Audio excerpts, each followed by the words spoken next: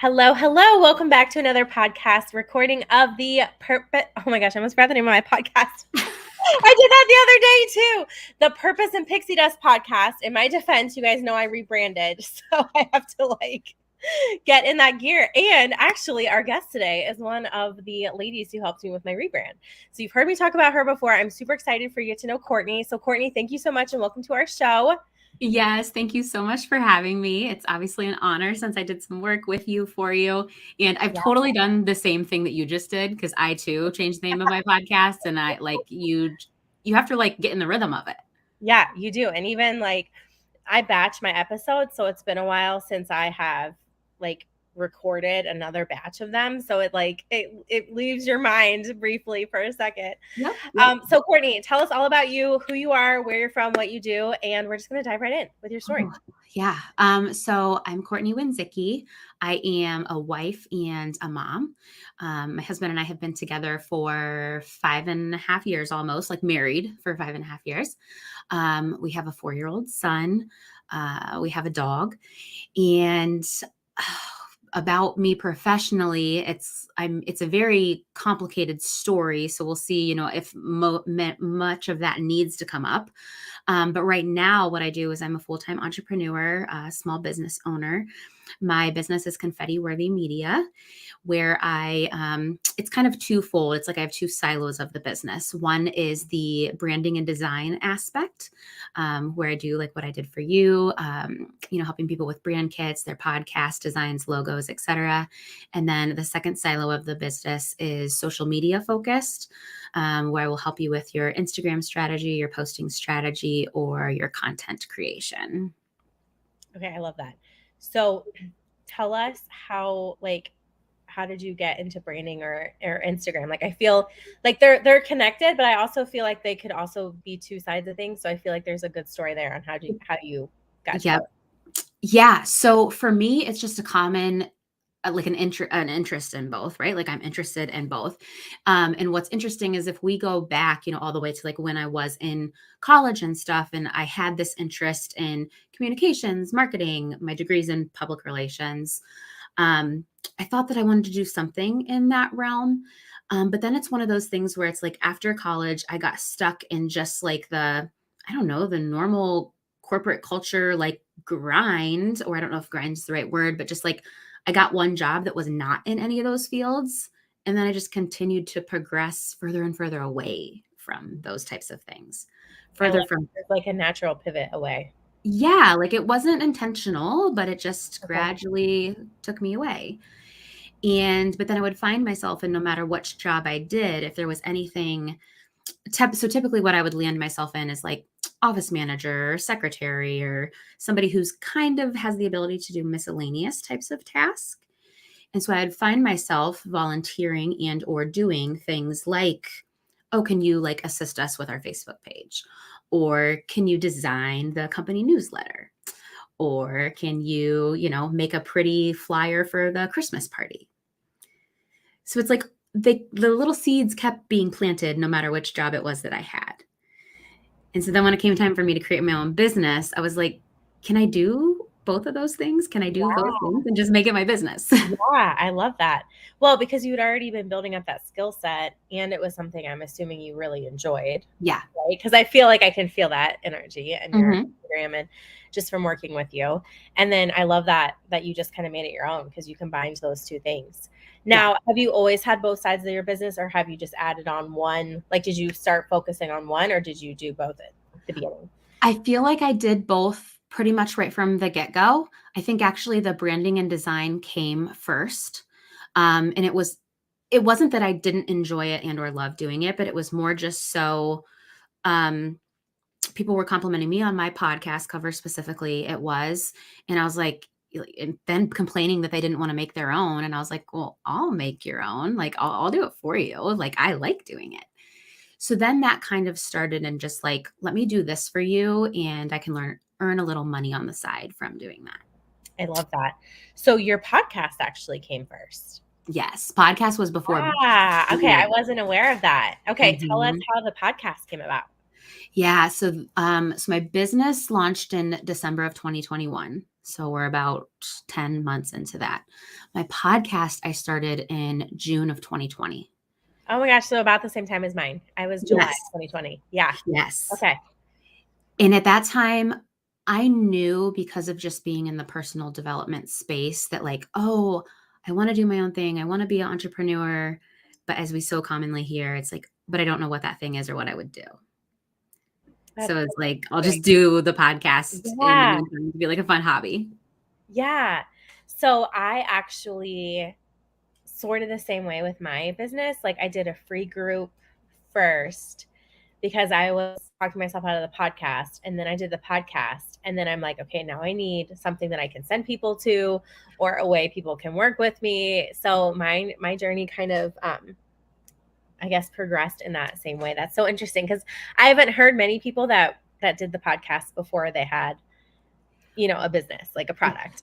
Right. Yeah. A lot of times it is the other way around. And, sometimes I find too that, like, for example, I'm actually, have my second podcast right now. So I did one for a whole year. And then I have my second one right now that's more business and entrepreneurship based. Gotcha. And what's interesting and kind of frustrating, but I'm trying to let that go, is that because I now am full-time in my business, the podcast is kind of becoming secondary. Gotcha. But Yeah. it's like I have to focus on like the business aspects and like the income producing things. Whereas say you're a business owner and you've owned your business and been generating income for 2 or 3 years, and then you start your podcast, you're already in the flow and have the systems of how your business makes money, Right. earns money. And then the podcast can be like a cherry on top. Yeah. Yeah. I feel that too, because I'm like, I will focus on like my podcast. So Tuesdays are my podcasting days when I do everything related to my podcast.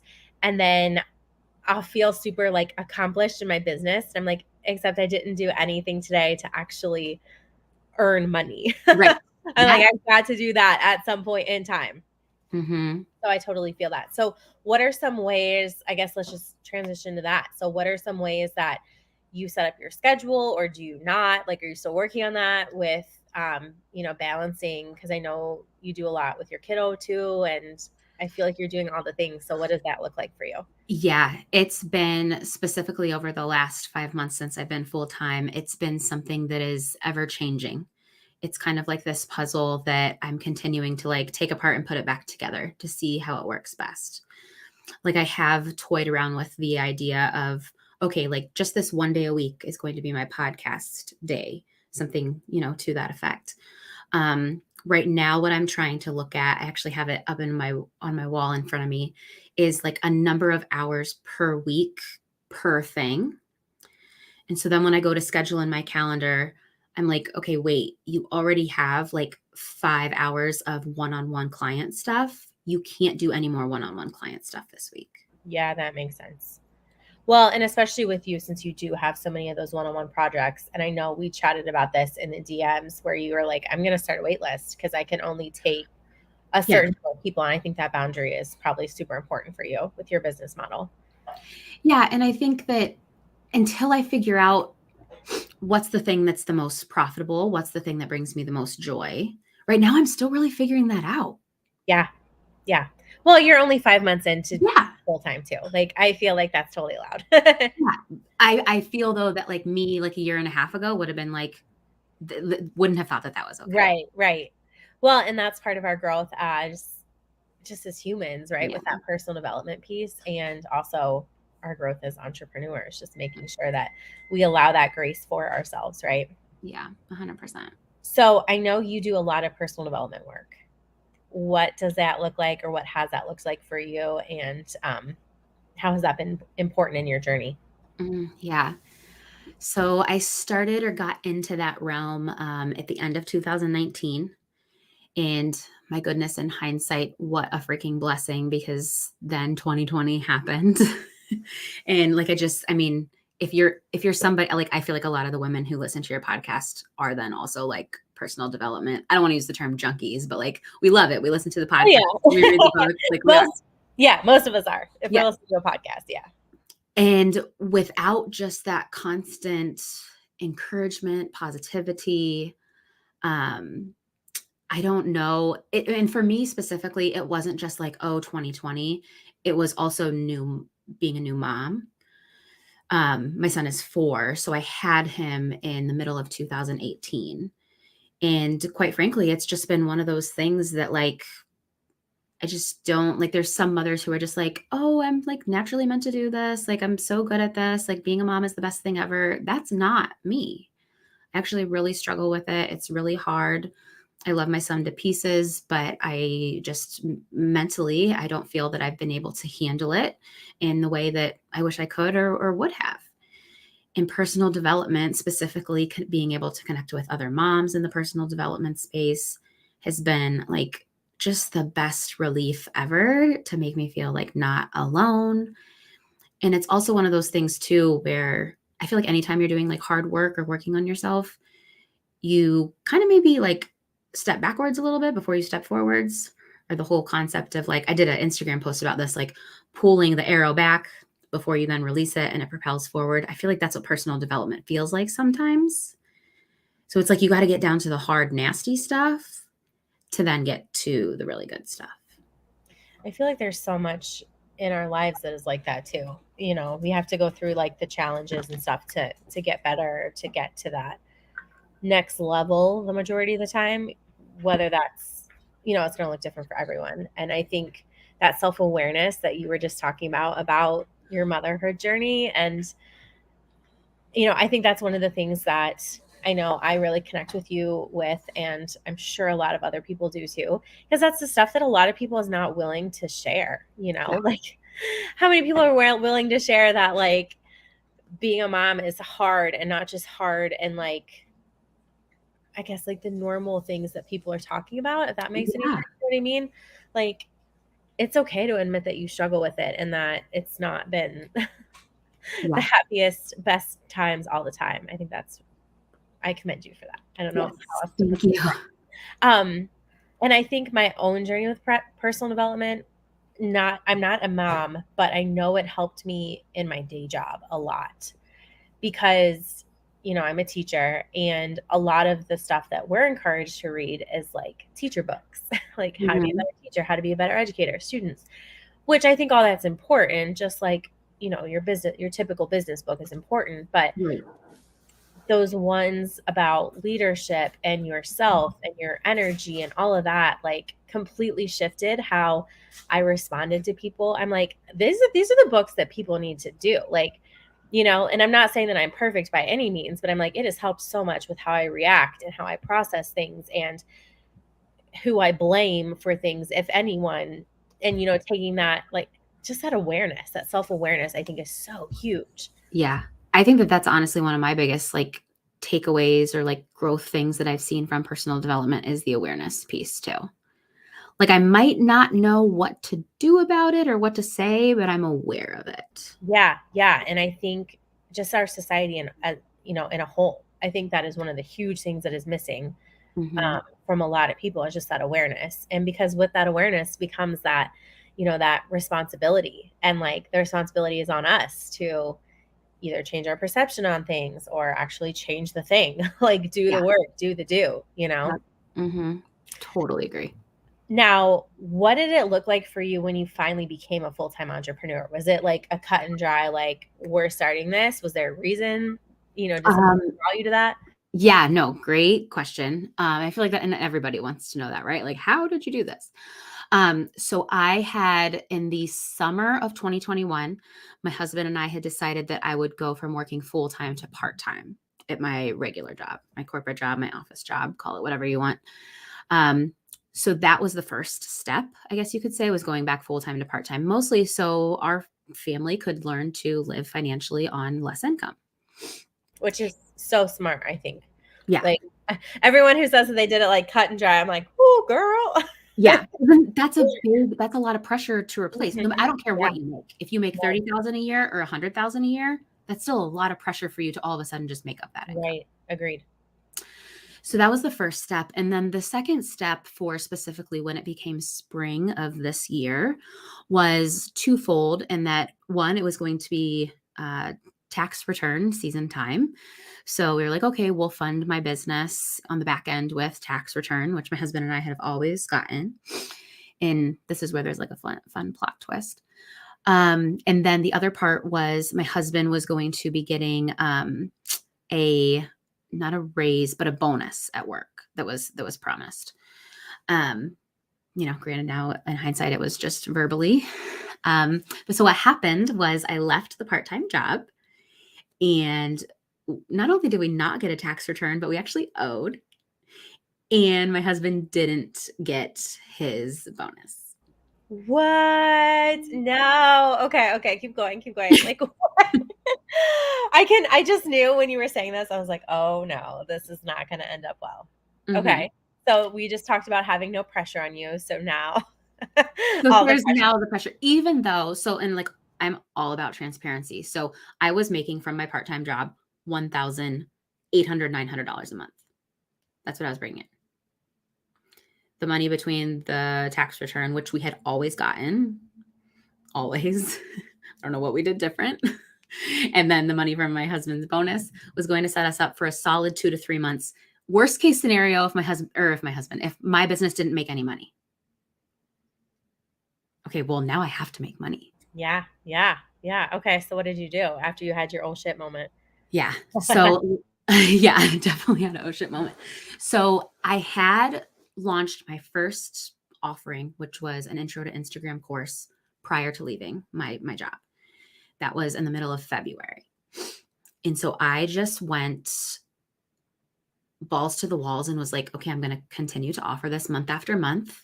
I know that it worked. People bought it. So I'm going to do that again. So I did that 2 more times. I did it in April. I did it in May. I did sell spots. I didn't sell as many spots as I wanted to, though. I was like, 6 people bought the first time. 8 people will buy the second time. 12 people will buy the third time. That's not how business always works. Well, and I feel like that's what we're always taught. Like your first one will be the worst, and then it'll get better and better and better. And I love that you're saying that, because I think so many times we can feel like failures if that does not happen for us. Yeah. And I'm so learning now, in hindsight, a lot of times your first launch of whatever it is, a membership, your first podcast episode, your first course, that will do really well because there's a bunch of hype around it. People are excited to work with you.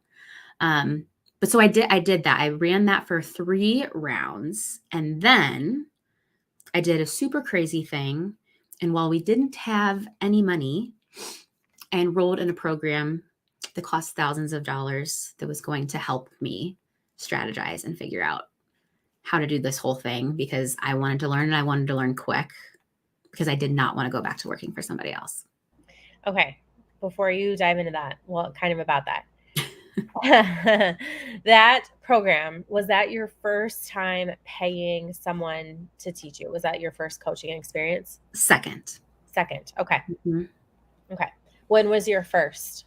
My first was at the beginning of this year.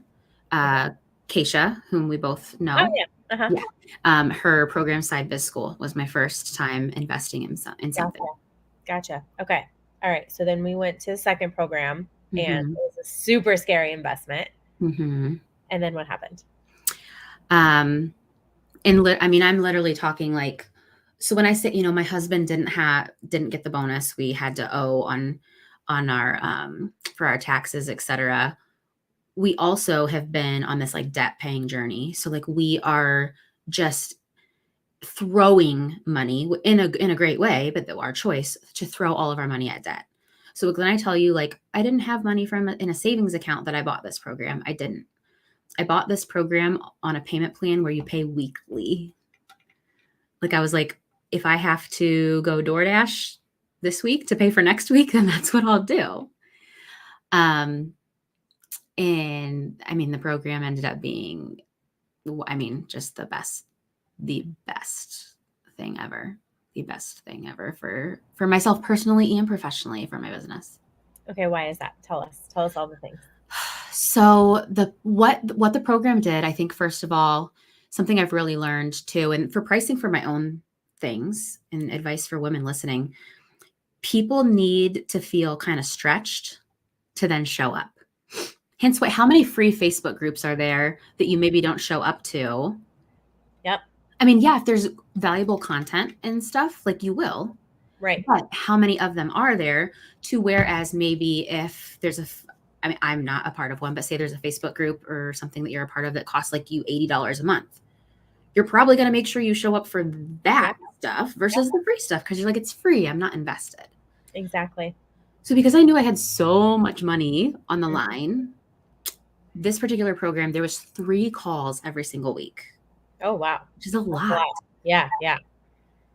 I didn't want to waste. You went to every one of them, didn't you? I didn't want to waste my money. I love that. Yeah. Yeah. So you showed up. Yeah. You showed up. It was good quality content, but you were actually also showing up and doing the work.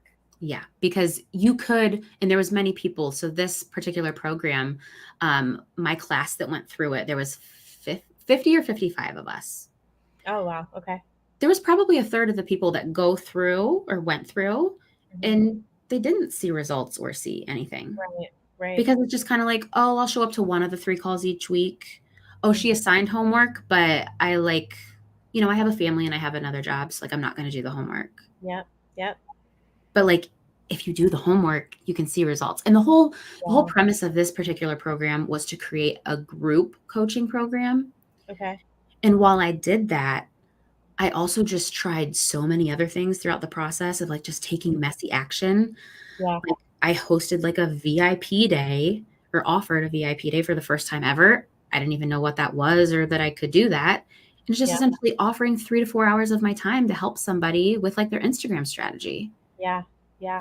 Boom, $300 to $400 in my account. So did you action? So even though this project, this it wasn't a course. What do you call it? Like a program? Yeah. Even though this program the purpose was creating your group program, you still saw results in other places in your business then. 100%. Yeah. Yeah. Is it because you were taking strategy from that program, or was it more like you were just showing up on a different level? Like you were finally stepping into that entrepreneur, or was it a little bit of both maybe? I think both. Yeah. And I think just being surrounded with other people who want to do the same thing. Yeah. And that's another space where where Facebook groups and or, just other memberships are and can be great. You just have to surround yourself with other people who are trying to do the same thing. Yeah. I mean, that fire and that just that energy. The energies, that's a great word. For 3 whole months, that energy surrounding me was amazing. Well, and it's also that influence, because if you're on there and you connect with other people in your cohort and you're seeing them show up and you're like, crap, I haven't been showing up, they're posting really awesome things. I should start doing this too, or they're seeing results. Maybe I should actually start. I think at least for me, that's a great motivator. I'm a little bit competitive too. So I'm like, yeah, you see other people doing it. You're like, crap, I can do that. Yes. 100%. Yeah. Okay. So how long was your program? It was 3. It actually ended up being, so it's supposed to be 12 weeks. It ended up being 13, I think. Okay. So it just wrapped up, right? We had our graduation in the middle of July. Okay. So at the time of this, have you kept your momentum going? So it has been, I actually just did a live with somebody about this, another person who graduated with me. Oh, okay, cool. The thing that's the hardest about then stepping out of that is because it's so busy and I'll use the word demanding. Mm-hmm. Then when you're out of it, it's kind of like, ooh, how do I structure and make myself show up in that same way without that accountability? Yes, that's the word. Yeah. Yep, I get that. Well, I know when not in my current coaching business, but with when I was growing my network marketing businesses, what I then would do was have an accountability partner, find someone running and trying to do something really pretty similar to me to bounce ideas off of or check in weekly. But yeah, I agree. It's not the same as a mentorship type situation where you have those group calls and that accountability for sure. Yeah. One thing so in the, because it's the cohort is so big and there was 50 of us, they did this in this program, they split us into 2 teams. And not that we were competing against each other, but there was team A and team B. And what that did was it helped us be able to cultivate kind of, closer, more intimate connections with, I'm on team A, so I'm a little closer and know people in team A. Yeah. And the people who were in team A with me, we continued to do calls. And then now we've actually invited group B in. And ironically, I'm the leader or whatever of the monthly calls. And we're going to meet, we do meet once a month. I love that. To at least have some type of momentum. And even if, say, for the last 3 weeks, you were kind of off or fell off your wagon, then you have that monthly call with us and we're going to really light the fire under your butt. Yeah. Oh my gosh. I love that. I love that so much. Well, and that's the beauty of collaborating and meeting people and networking, is having, people like that you can do that sort of stuff with. Yeah. Now, okay, before we hop off, because I don't like to go much longer than a half an hour. And I'm we've been talking about this for, I feel like we just started talking and I just looked up. I'm oh my gosh, 25 minutes. Yeah. I would want to talk to you a little bit about branding, because I feel like it is something that maybe, I don't want to say it's used a lot in a way that it's not really, doesn't really have to be. People think of a lot of it being just your color or just your font. And there's so much more to branding, I feel like. So when you're working with a client and they're I want you to help me develop my brand, what sort of pieces go into that? Oh, yeah. And this is even evolved just since I've done your brand kit. And as with anything, right? We should get better and narrow in. So asking so many questions, for example, let's use yours. You were I love and want pink and purple. Awesome. Another element though of yours was you were I like the glitter. I like the sparkle. Your whole concept here is magic and believing in things. While there could also be this person who's I love and want pink and purple, but they want sunset, yoga, very tranquil type vibes. I'm going to create something very different for that person than the person who wants I'm going to Disney World and here's your yeah, that totally makes sense. So it's the whole vibe. You're encompassing the whole vibe of a person, which I imagine can be really difficult to really narrow down on it, especially if you don't know the person. Is that? I mean, so true. Yeah. And that's one of the reasons too with it. I don't know if you remember. I don't even remember how long our whole process was for creating. I feel like it was about a month, only because I had some travel and you were booked out a couple weeks or something. But we got on a Zoom call when I was still in school in May. I remember because it was at lunch. And then I think you got started in June, beginning of June, when I was at Disney. Yes. The only way I remember my time. Yes. Yeah. Because of your travel. Yeah. Well, and so I think too, and that's one of the reasons why I've said for anybody who I'm going to do that full experience with, where I do your logo, come up with your personality, maybe even do something I want to incorporate now is the values. What are your brand values and why are those your brand values? Yeah. If we do that before I even go and design something for you, I bet it makes it so much easier. Even if I've never met you before. Yeah. Right. 100%. So, and I think that is a key piece there that I think a lot of people miss out on, is that your values, what you stand for, what you don't stand for, because that's so much of us, even if we aren't conscious of it. You know what I mean? Mm-hmm. Yeah. So who needs a brand? I think any person who is showing up on social media, not even if you have an established business, if you just have a podcast, if you consider yourself an influencer, you want to be an influencer.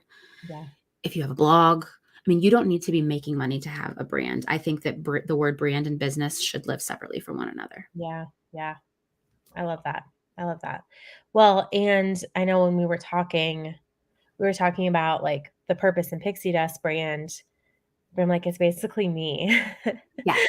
You know, like which one to pick the logo for. And I'm like, well, just do me because I Yes. am that, you know, like we're kind of mutually exclusive of each other, at least online and how we show up. So Yeah, I love the whole visualization of, when somebody's trying to toy with that. Like if you have, say, you have a business, a podcast, a blog, etc., but then like at the core of it is you. I love the visualization of like, here's this umbrella mm, and you are at the top of the umbrella. And yeah, then underneath of the umbrella, so like like we did your logo, like for yeah, your first and your last name, like it's the Lindsay Dollinger brand, underneath the umbrella lives purpose and pixie yeah, dust. yeah. I love that. Well, and I like that visualization too, just for business in general, like your umbrella of like the things that you offer. Like Yeah. there's you and your core, you know, your core offering or whatnot. And then you have your other pieces too. Yeah. And I mean, and not that it would have been wrong by any means, but say your brand was focused on purpose and pixie dust, but then Lindsay wants to come and create, I don't know, I'm just going to use something totally out of left field, but like home decor. You then have to create a whole new brand around that. Yeah. Whereas the way you have it now, Yep. give your home decor stuff a name and Yeah. it lives under. Yes. And this is what I tell my clients, especially my ladies in network marketing so much is I'm like, your brand is not your product. Like you are your brand. And that is how I have been able to pivot and you as well transition, add things in so seamlessly to your business because I'm not XYZ product, right? Right. People are Like, buying into you. yes, yes. Yeah. And that's why I think branding is so important, like 100%. Yeah. Okay. So, how can everyone connect with you? Because now that they've listened to this, they probably want a brand kit. Yeah. Amazing, amazing. So yes, I am on Instagram. Like I mentioned, my business name is Confetti Worthy Media, and I do have an Instagram for that. However, it's kind of just a placeholder. Okay. So as we were just talking about, my name, Courtney Wendzicki, that's my personal brand. That's where everything that I do lives. So at Courtney underscore Wendzicki on Instagram.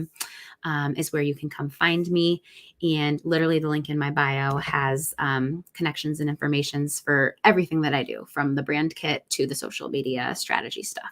Perfect. Perfect. Yeah, we didn't even get to dive into that. We'll have to do another podcast Sure. episode, an IG live or something where we talk about social media strategy because I feel like that's like we could talk about that for hours probably. Yeah. I mean, that's like, they're both so deep. There's so Yeah, many they layers are. to Well, and even branding, like I feel like we just scraped the surface of it 100%. with this. But guys, I will link all of that in the show notes. So it's clickable for you. If you're watching this on live video, it was already in the notes. So you can go ahead and click on the caption on that. And Courtney, thank you so much for your time. I appreciate it so much. Thank you. I'm so thankful to be here. Yes. Have a great night.